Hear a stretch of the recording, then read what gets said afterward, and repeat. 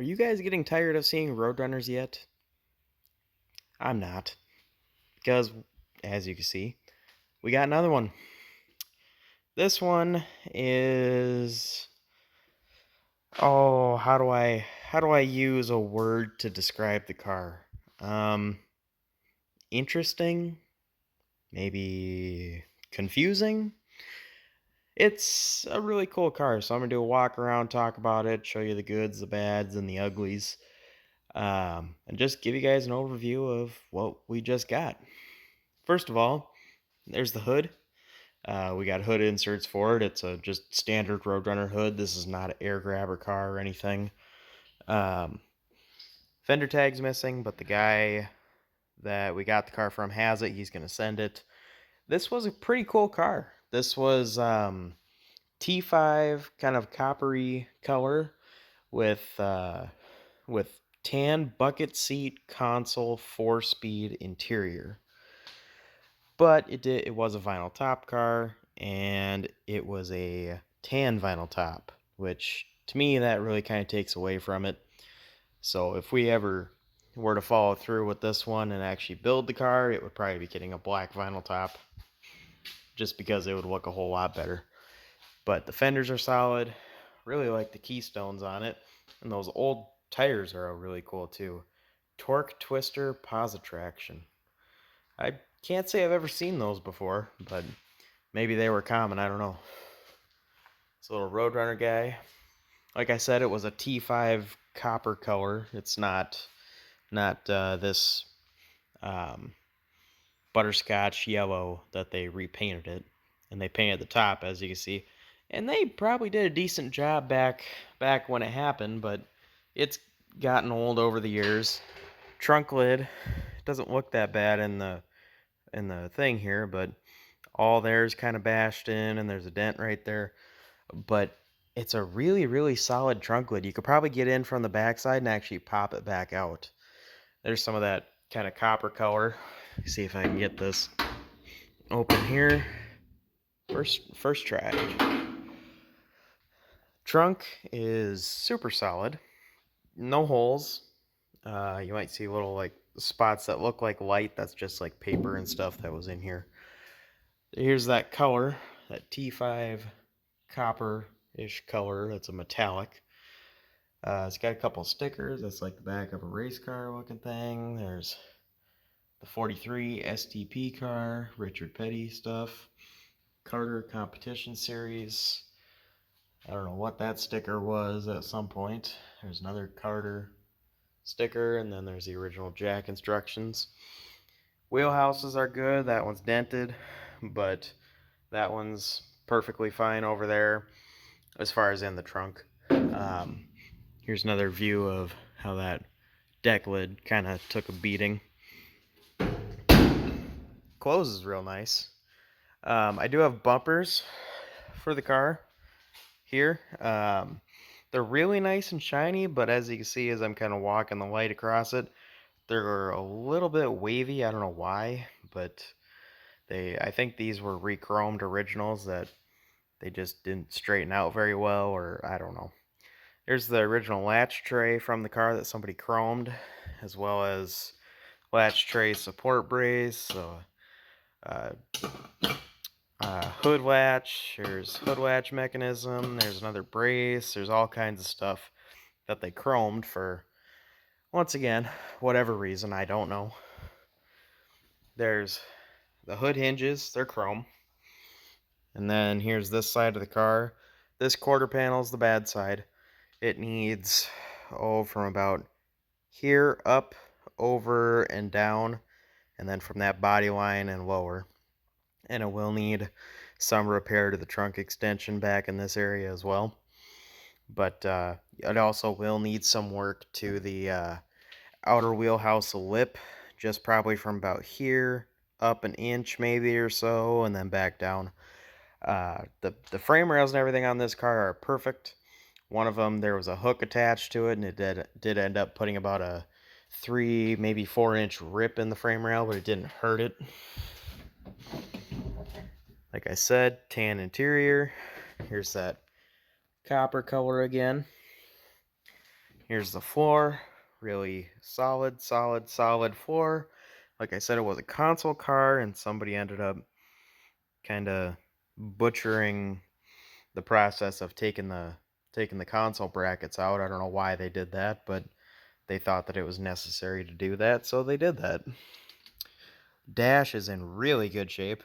I don't know what the deal is with that steering wheel. I've kind of named it the Batman steering wheel. It kind of looks like a Batman sort of thing. Then we get in here is a factory tach. Looks like 39,000 miles. I don't know if that's 39 or 139. But it's a real solid car. The only other problem that it has, I'll go back to the, and that door doesn't close right. I don't know why. It's annoying. But the engine bay is real nice. No problems in the engine bay. Like I said, I'll get that fender tag back. And I do have a grill for it. Oh, there's the headlight bezels there. I've got a nicer grill at home that I'll probably put in it. But there's the one there. It's got a big dent in the middle, as you can see there. So, and the body's just in okay, decent condition. Here, I'll get that. Now I'm gonna mess it up.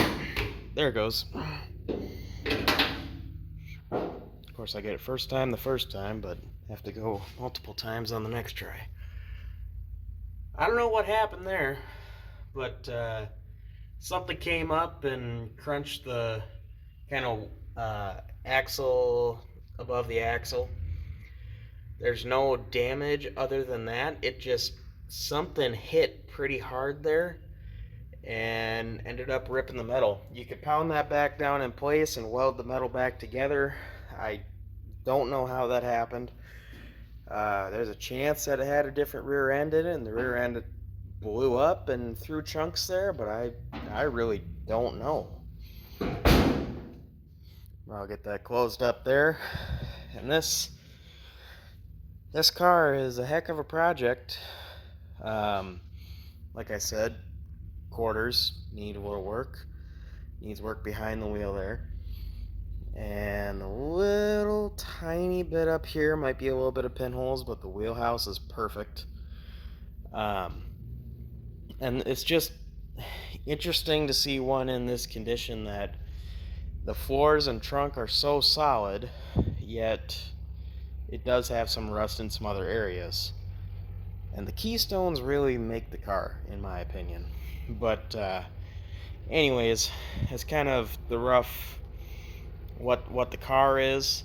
And if anybody's interested in the car, you can buy it. I'm going to keep working on it and keep working on stuff, and as I work on it, of course, the price is going to reflect. But you want to buy this as a roller the way it is, I'd sell it for 20. But and that's located Farmington, Minnesota. If you're interested, email me. I got all kinds of stuff in the description. There's all kinds of ways to contact me and email me. So if you're interested in anything like that, let me know. And we got other stuff too.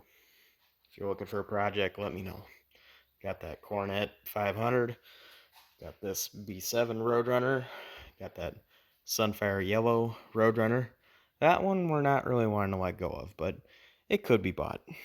So, anyways, and it did come with this engine.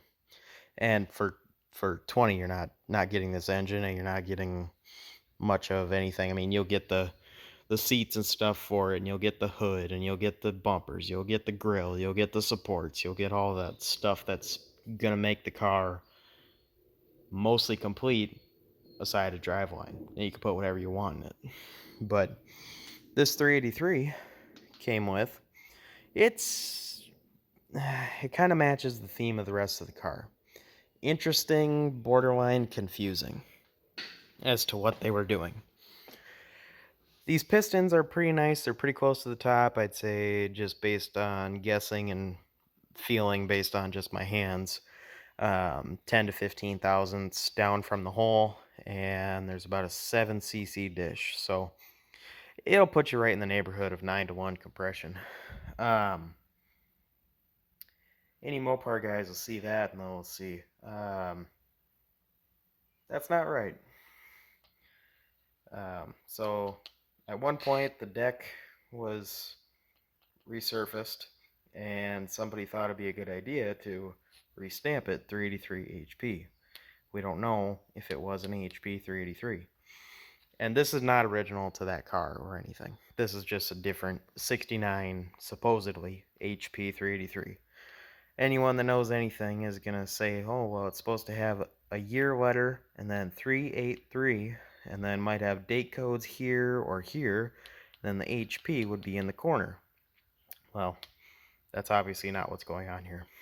So, anyways, and this has, as you can see, purple shaft cam. I believe it's a 509, and these Keith Black pistons. And the bottom end is just surprising and kind of disappointing. The guy specifically said, and nothing against him, he got it secondhand.